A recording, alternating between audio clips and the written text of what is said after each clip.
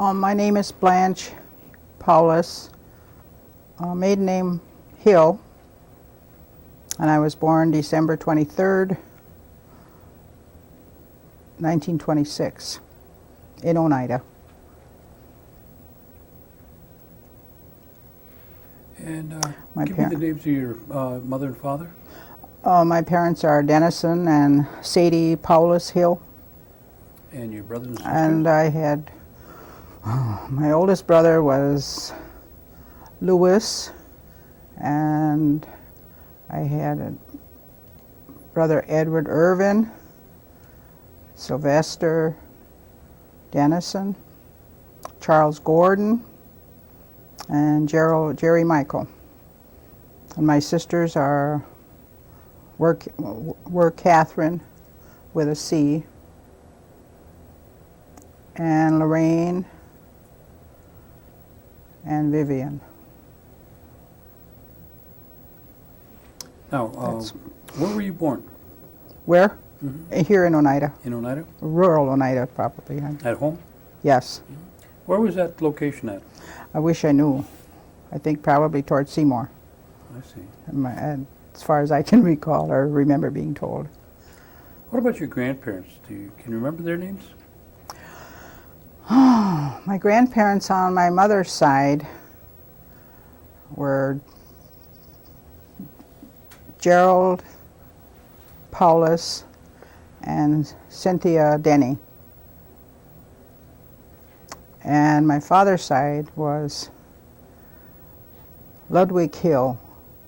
I didn't know his wife, my grandmother, except I think her name was Lucy Rose. Do you know where their homesteads were? I think they were all in this area also. Okay. That's not accurate, though. I don't know that for a fact. Hey, Blanche, don't be afraid to look right at Gordon. Oh, I'm sorry. Try to forget that we're here. Okay. If you maintain eye Okay. contact with Gordon, that'll be good. Okay. Were your, do you know what kind of education that your grandparents had? Very little. None of them went away to school. I don't think so. No.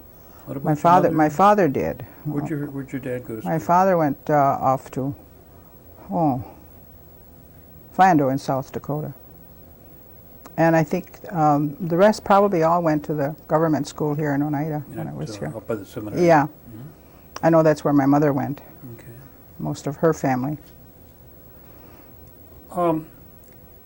When you think of your father, what do you think of? What comes to mind? Oh, a leader. I've always thought of him as a leader. And indeed he was, because he served here in Oneida for the council and for the church. Wherever he went, he was in the leadership. What kind of an occupation did he have? Basically, he was a carpenter. Yeah. But when times were rough during the Depression years, he worked with the, what did they call that? On the New Deal programs. Like the WPA? WPA, yeah. Mm-hmm. And There your again. mother, did she primarily work at home with the kids? Primarily, yes. Homemaker. Mm-hmm. Now tell me where's the first recollection that you can remember, where you were living? Towards Seymour, you said, or is that? Yeah, not far from Oneida. I think that is my first recollection. Or somebody, what was it, Old Seymour Road or 54? On 54, whatever that was called then. I'm not sure what it was called, but we lived on the, what would that be the south side of the highway there. Where did you go to school then? Well, that was preschool. My first recollection of going to school was as we moved around the area, and we lived what is now known as the Brown County Golf Course. That was still rural Oneida at that time, of course. And we attended Trout Creek School. That was my early recollection of going to school.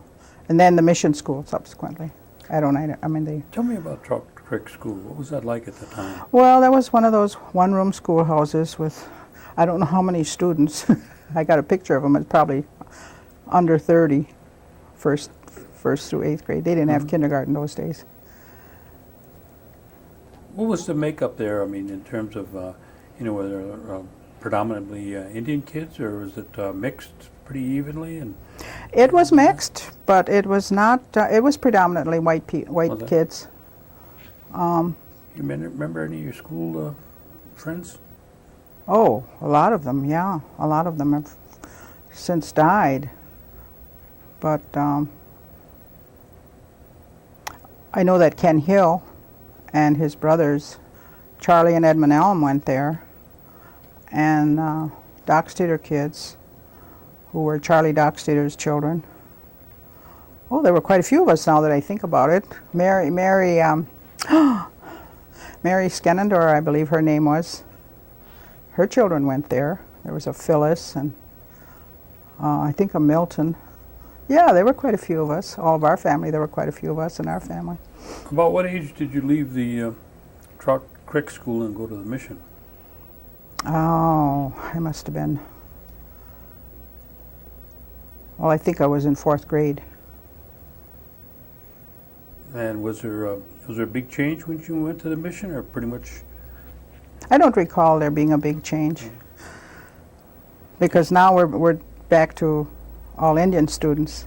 Is that what you mean? No, I just meant like. No, and I know when you went to it was they had the sisters and yeah. and was it bigger or larger in that respect. I guess I didn't think about. Well, yeah, there were a lot. I think there were quite a few more students there, and of course, then we got a more varied education because religion was also a big part of our education there. And we not only had the day school, we also came back on Saturday for our strictly religious education, such as they call what they would call Sunday school now. Today. We had it on Saturday, so. And at that time, where were you living when you were going to the mission? We were living in the same place. Out by, way out there Okay. for a few years, and then we moved up to Oneida in the old hospital building. What kind of transportation do you remember when you lived out? Walk. Walk? Did you walk from there We to walked. the mission? Yeah, How far is that? good 3.5 miles. I think it was good 3.5 miles. We not only walked during the day, but we walked on Sunday for Mass. Christmas Eve, we walked midnight services. What kind of transportation did you have otherwise? I mean, was it Well, our sleigh or- neighbor had a horse and buggy, or a horse and wagon, and I don't think he had a buggy. I think he had a wagon, and we just all got on the wagon. got on the wagon when he went. He was a member of the church also, but he didn't always go. And who was that? Jefferson Baird. Yeah, he lived down the road from us. Okay, when you think of your mother, tell me what brings to mind first thing. Is she Well, always working on her baskets? Or She was a good teacher in homemaking, and she was a quilter.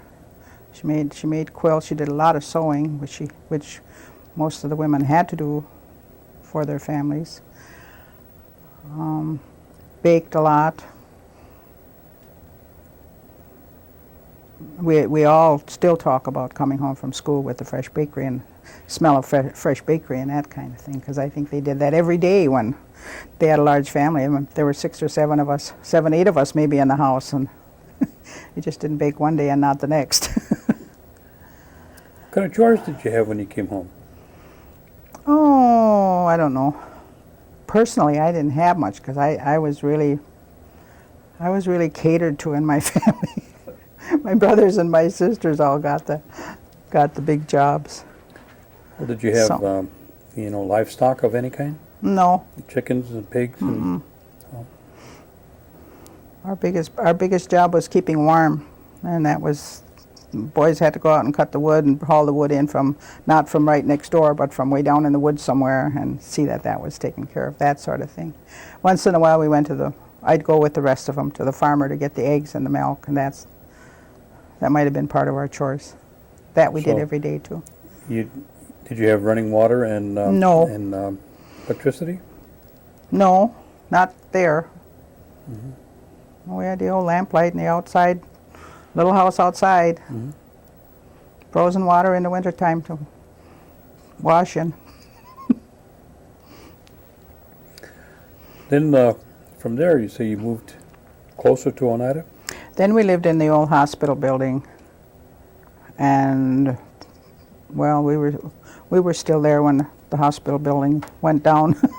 Tell me about the hospital. Not very many people, I think, remember, any of the younger ones anyway, remember the hospital. What was that?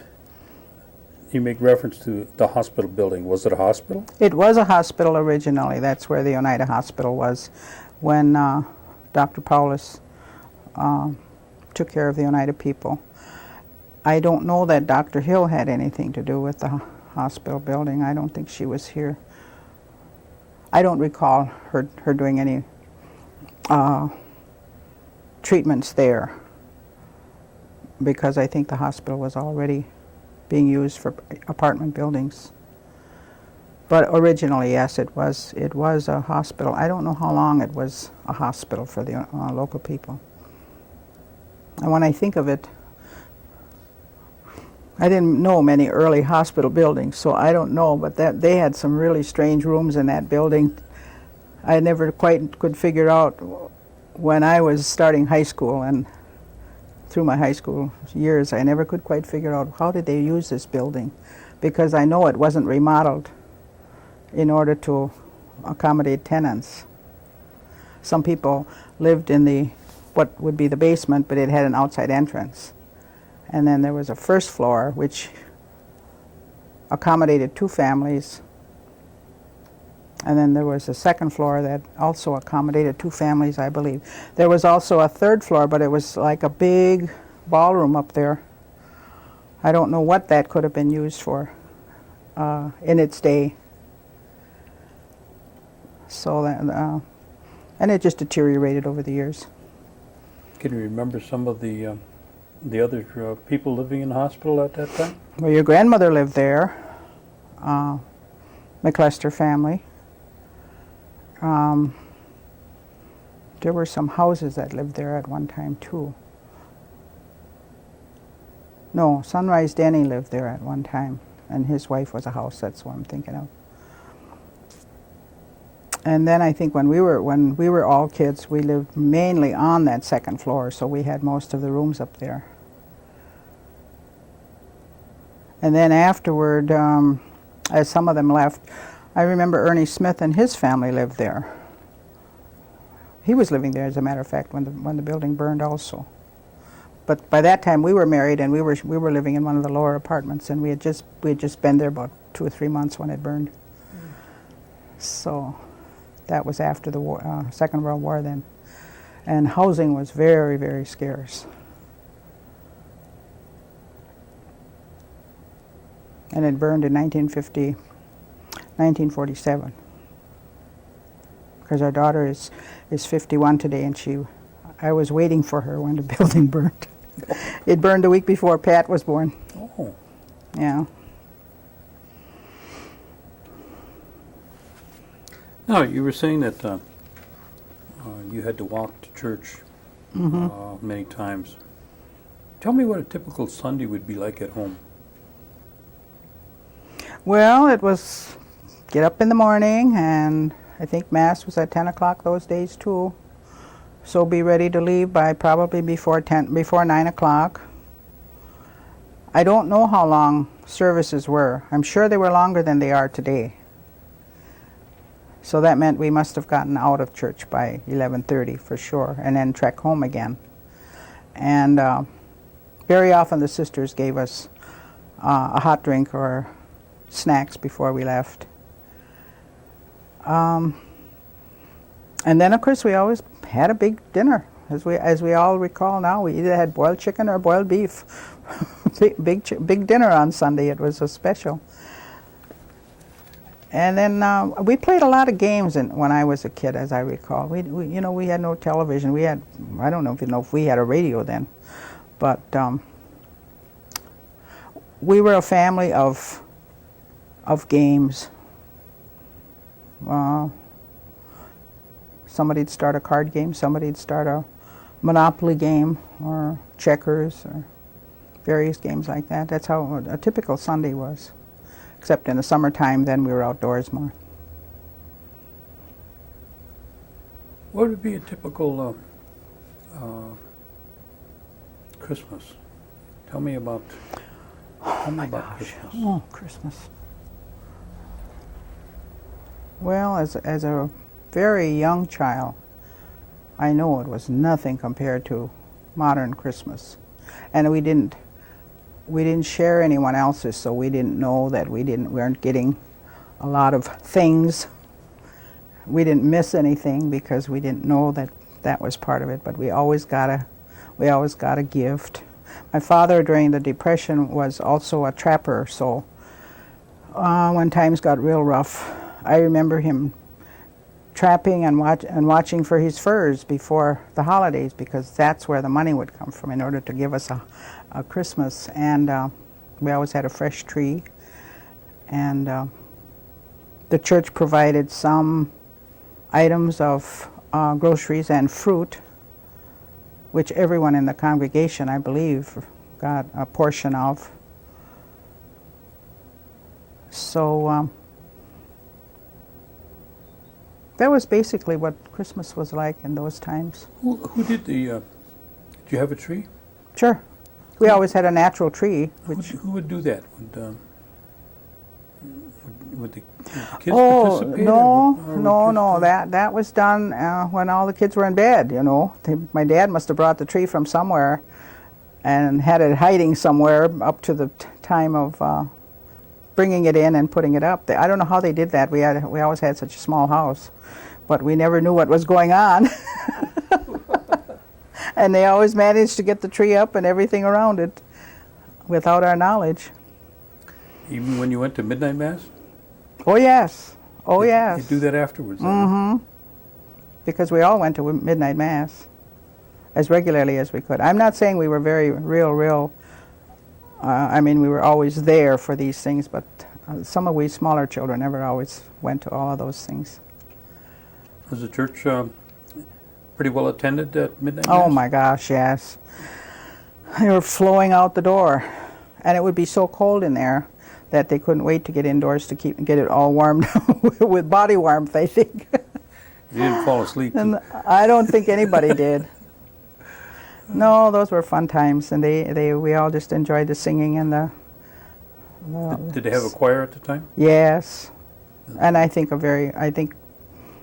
in a child's mind it probably was a lot of people. It sounded like 30 people, which would be big, you know, now. But we didn't have modern furnaces, so there was big. I don't remember what they were, but there was big kind of stoves heating the place. And everybody huddled around that. Was there an organ? And there was always an organ. Always an organist. What about Easter? Tell me about Easter. Well, Easter was a big day of celebration also, because there again we had the opposite. We went to Mass early in the morning, as we still do to this day. That's part of the tradition of Holy Apostles. And I don't recall what we did the whole day of Easter, but I know that time, well, as we do now, we spent a whole lot of that morning in church. So I don't recall. Tell me what you else? understand to be the significance of the gathering of the holy water. Of the what? Gathering of the holy water. Oh, that's a very sacred bit of tradition. We did it, we didn't do it as children. My father did it, and my grandfather. And I only recall that they specifically mentioned that they do not talk to anyone before they bring it up to the church. They gather in the water and they bring it to the church. and they bring it from fresh spring wells. And up until a few years ago, I think we had one in our neighborhood that we were still able to get fresh water from, but it's no longer our property, so we I don't know if it's even there now, but it seems like just a little while ago it was still there. It's probably 30 years, maybe or longer. Once they brought it to the church, what would happen? Would there? I don't know what they did as a child. I don't recall what they did. I did learn that later on they just brought their, and I don't know what they brought it in either those days, because the priest blessed the water, I'm sure, and then it was stored somewhere. And being a member of the Altar Guild now, I know all about what they're doing with it today. They put it in gallon jugs and store it in a closet, and somehow it survives the whole year till next Easter. And this is used? It's used throughout the year for baptisms.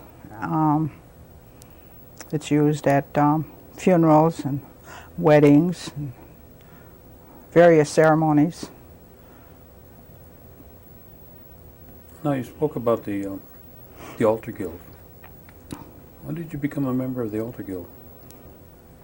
Probably 50 years ago. Was your I was an Altar Guild member before my oldest daughter was born, and then I took a hiatus, sort of, and I wasn't active for a lot of years because I kept having children and they had to have my attention. So I was inactive for quite a few years, but then in the last probably 35 years, I became active again, and I'm now the directress there. Probably be my final job. It's a good one, though. I enjoy it. As you were growing up, well, did your parents speak Oneida? Oh, yes. And Very much so. It's all they spoke, but they didn't speak to us. do you have an idea why that may have been? Did you I ever don't know. I tell only you why they didn't? Yeah, my grandfather lived with us, and that was my dad's, on my dad's side, and until I was about 9 years old, I believe, when he died. And I remember we didn't talk to him because he didn't understand us at all. He didn't understand the English language, and he didn't speak English. And then the three of them, between my mother and dad and my grandfather, they always spoke the Oneida language, but never to us directly. I only understood it in later years that it was partly because they had been brought up in schools which prevented them from speaking the language. And I guess they just were brainwashed, sort of, into thinking that this was wrong. So as my dad, as I grew older and my dad became active in the Oneida language program even, he still did not teach us the language. And he was really active in that first language program years ago. That was with Floyd Lonsberry and Yeah, okay. early Back in the 40s, 30s. late 30s and 40s. Okay. Did you recall any of your grandparents or your parents doing any kind of telling you stories or recipes or crafts or things like that that you did when you were younger? Like some made baskets, you know, and Yeah. some of them were, seamstress, and other ones had special recipes. Any of those things come to mind? Not from my grandparents, because as I said, and I didn't live near my maternal grandparents, so I knew very little about their daily lives and saw very little of my grandmother. And of course, as I said, my grandfather didn't speak the language, so we didn't communicate, even though he lived right in our house. What about your mom and dad? But my mother probably was most influential in the craft of sewing, because I learned that at a very early age and continued to learn it, and I still do a lot of sewing. What did they use in terms of when somebody got sick? Did they have things that they could gather? Or did they go to Home the remedies, doctor, or yeah. Home remedies? Yeah, I don't Remember know. any of them? I don't remember what it was. They always had something to put on our chest when we had a cold, and we didn't have pills, I know that. We didn't take pills. We drank medicinal herbs, I suppose they were, but I don't know what they were called. What about your shopping? They didn't have malls those days. No. And I don't recall doing any shopping as a youngster. I don't know when my mother did it. I think a lot of her shopping, grocery shopping, I don't know when they did. My father did most of it, as I recall, because they had to walk again. They had to walk to the city. And there were no country stores except out here in Oneida, and that was 4 miles, 3.5 miles from where we lived. But for other things in the household, I think my mother did mostly catalog shopping. We did go to the store occasionally as I got older, I recall coming up to the... Where would you shop, in the Oneida or? Oh, at Oneida, yeah, the old famous farmer store, as they called Schrader's back then. And I think Bill Hendricks was there when I first learned of it. I recall some of them anyway. Did your folks make corn soup at all? Oh, sure. My mother always made corn soup. What about yourself? I can do it, I just don't anymore. The cannery has become too popular for me. I do it the short way, in other words. What about cornbread? No, Cannery? I never learned, no, yeah, I'd go to the cannery. However, my girls don't make corn soup. That's not my fault, it's theirs. Now, when you were going to the mission, when you left the mission, where did you go? Well, when I graduated at mission school was probably 1940, 41, and then Winona McLester and I got scholarships. I think she was there the year before I was, but we got scholarships to St. Mary's, and all Indian girls school in South Dakota, in Springfield, South Dakota. And many of our girls went before that, and after that I learned. I didn't know that that school was even there. So I went there for 2 years, and then I came back and went to the local school, high schools with the rest of the Oneida people. We were bused into the cities at that time. Can you tell me a little bit about the school in South Dakota? I mean, what type was... Well, that, as I said, was an all-girls school, all Native American girls. Most of them that were there were from the Dakotas. I think she and I were probably the only ones from out of state. That wasn't a very large school either, though. It was rather small. I don't know that they had 50 to maybe 60 students. I'm not sure anymore. And it was just basically a high school. But they also taught music. I think that was... Was that a religious school? I mean, you know... It was an Episcopal school. Episcopal school, Oh, yes, okay. yes, it was an Episcopal school. So they had, part of the curriculum was the religion? Religious education continued, yes. I see. What were you able to kind of work at out there? Music, or did they have special things you could go into? Yeah, I studied piano there, and chorus. We were all part of the chorus, and we learned a lot of home economics. You were out to this girls' school in the Dakotas for approximately 2 years? Mm-hmm. And you came back, and was there any reason why you didn't finish out there, or you wanted to go to school locally? Well, unlike the rest of the girls who were there, I had a family life from where I came from. And that became a problem after I was away the second year. Most of the girls there came from broken homes and orphans and that sort of thing. They had no problem with it, and they didn't. But I had a problem with it after the second year. So you came back? So my dad let me come home, and then I went to public school here. Where did you go? West De Pere, West De Pere. for a short while. And how was the situation in West De Pere in terms of, you know, it was a new experience for you, and It was a whole new experience, very different, because you tell me? now I'm in a diverse kind of situation with a lot of non-Indian students. Many, I mean, we were in the minority then too, of course. And that was very difficult to adjust to that. But I didn't realize it being a problem, I don't believe, until I was well out of high school. Because I was only there a short while. I went there for the end of my second high school year.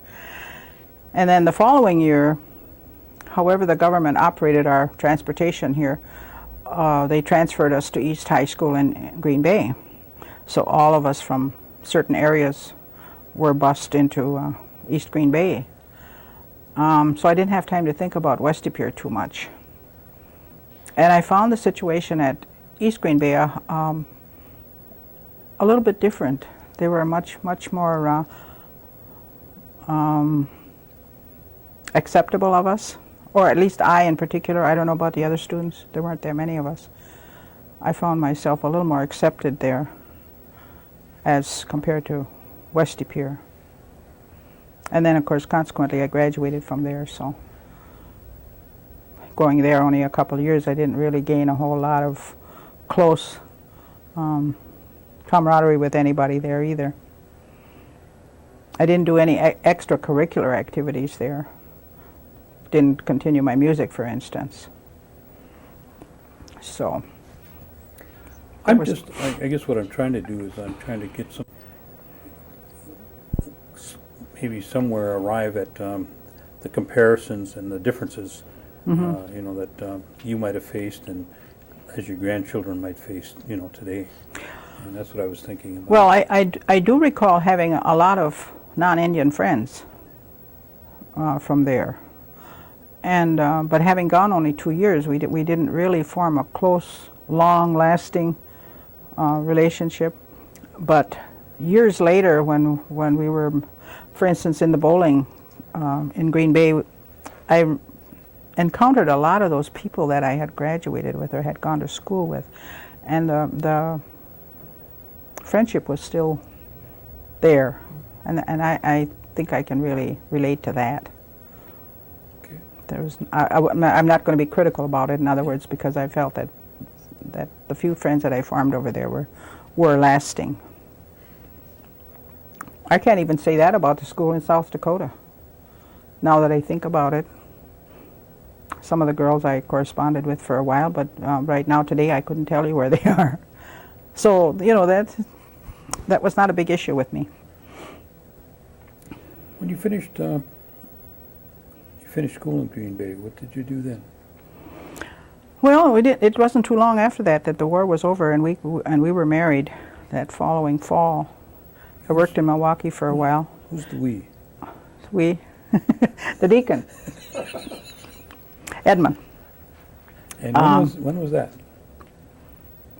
We were married in '45. We'll see if we get the same date fall. from each one of you. Pardon? We'll see if we get the same date from each one of you. That'll be interesting. In fall of '45? In the fall of '45, September of '45. But I had worked in Milwaukee a couple of summers, and I also did some war effort work down there when I was probably only 16. And it wasn't significant to me at the time that I was doing anything for the war effort, because I was just a kid having a good time. And I went to school down there in the summertime, and we got training on more sewing. I did a lot of power sewing, and I got more training in the sewing from the vocational training down there. And was sent out into the city of Milwaukee, and we did sewing for the Army. And I can look back and feel very proud of that, because that was the only chance I ever had to do anything, because we were so young during that time, where other people were going off to war, doing major work in plants of all kinds. But that was, I think, when I was only a sophomore that I did that. So. And then after the war ended, as I said, it ended in the summer of '45, we were married that fall in Milwaukee. And on we go. How long did you reside down there after you got married? Not very long. We didn't really live down there as a couple. No, we came back to Oneida after. And then Edmund got work in Green Bay, and first of all, he had to be discharged. He wasn't discharged when we were married. So after he was discharged and he got a job almost immediately, and then we started from there. That's how we got to live in the old hospital building, because there was no housing. And after that, when the hospital burned, then we moved toward, well, it's Green Bay now, but that was rural Oneida where his parents lived, and we lived over in that area ever since. So, and finally built our home there and still live there. And how many children? We have 5 daughters. 5 daughters? And they were all, you're still living in the same place, so they were all raised in that area, right? Okay. Yeah. And why don't you give us their names? Well, Pat Masekan is our oldest daughter, and Teresa is our next oldest. Kathleen Hughes, and Dorothy Kroll, and Barbara Dixon. Okay. And we have, I don't know how many, we have 5 grandchildren, and we have 7 grandchildren and 5 great-grandchildren. You got a slew out of that, didn't you?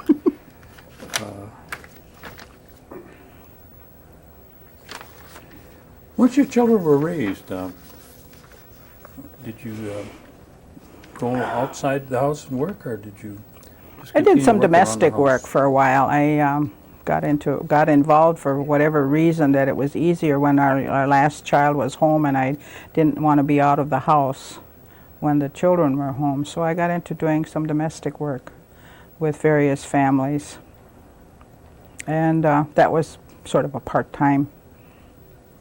And then basically just my church work kept me plenty occupied.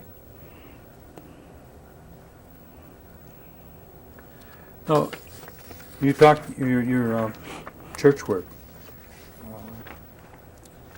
Besides the Altar Guild, are you on any other committees? Well, it got to the point where I was elected to positions in various places in the diocese.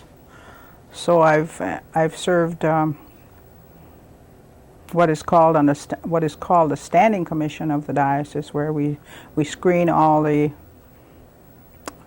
prospective clergy, and I also served on the in more recent years I served on the trustees committee, which is a real involved committee, which has to do with all the buying and selling of properties of the diocese, and the opening and closing of any churches.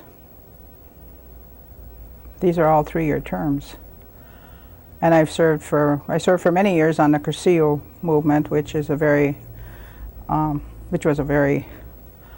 active. We were very active at one point, but we've kind of outgrown it now. And then I got on some national committees, which I served for about 6 years recently. Recently, just finishing up in the church and small communities, where I served for 6 years. That led me to a lot of travel, which I firmly believe was part of God's action for me, because when Edmund retired and we were trying to decide what we're going to do with our future besides get bored, we knew we couldn't afford to travel. And all of a sudden, here's all this opportunity to travel because I'm on this committee, and we were able to, twice a year we got in all parts of the country, which was a wonderful experience, saying nothing of the work that I learned about the church and how vast it is. So that's been a real plus in my life. Was there not another one that what I'm thinking of is the Pathways? Is that a... Well, that's another Paths Crossing. Oh, Paths, yeah. Paths Crossing and the Winter Talk programs are programs in the church which deal with Native Americans in the Episcopal Church. And yes, we're very active in both of those too, as much as we can be. However, I've not gotten into the official, being any part of the administrative part of those programs. But we will be attending a Paths Crossing in April in Portland, Oregon, so we're traveling again. Never been to that part of the country, so we're looking forward to it. Cornelius Hill. Can you tell me about him? Only what I've heard. And somehow he was related to my father through my grandfather, I guess. And I know that he's a very beloved ancestor of not only mine but the whole parish.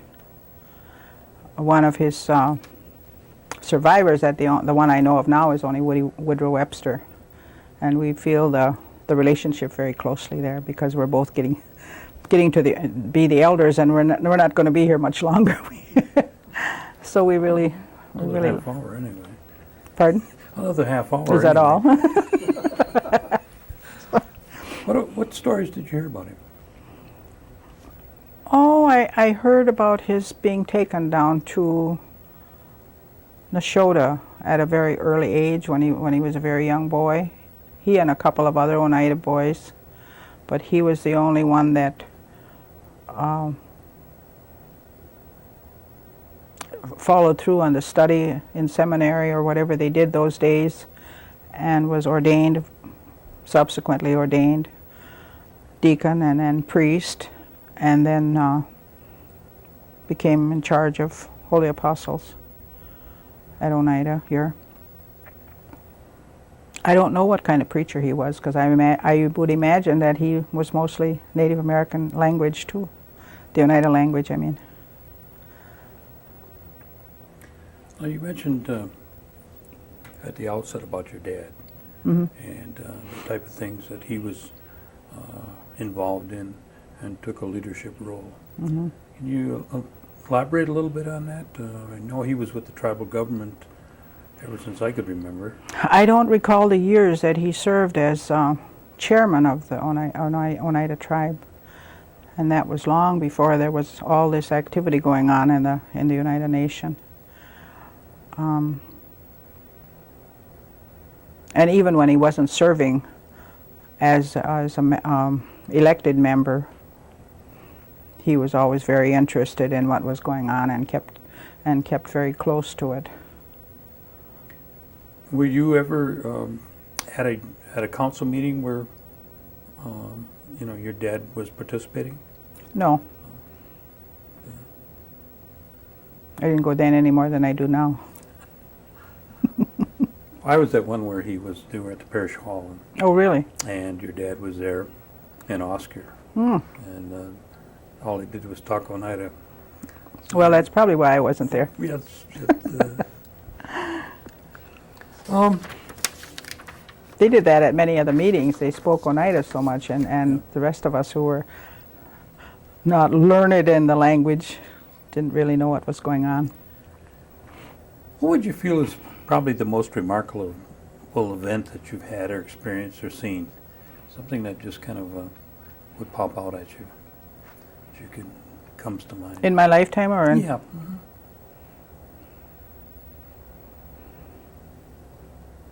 Well, I guess aside from being a part of giving birth to all my children and bringing them into the world, would be sharing in Edmund's ordination, because we shared those 40 years of when he was working in the workforce, and those were not easy years any more than many people have in their youth. But I think being a part of that was probably the most outstanding. Okay. When we say I'm a member of the Oneida Nation, what would we say, or what would we mean by that from your point of view?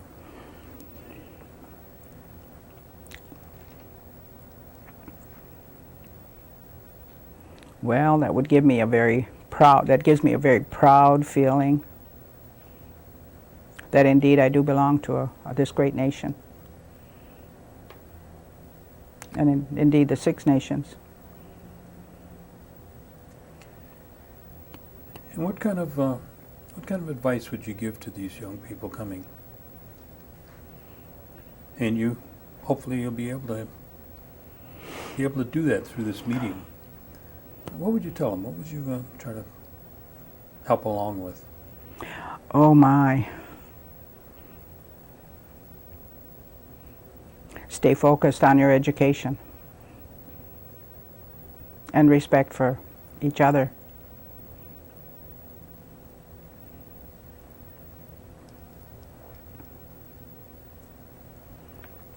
Well, we want to thank you.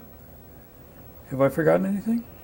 Oh, gosh, I don't think so. I left out one story, but we'll do that another time. Okay. Did I write it down? Yes. I have a question, and I don't know if you want to pursue it, but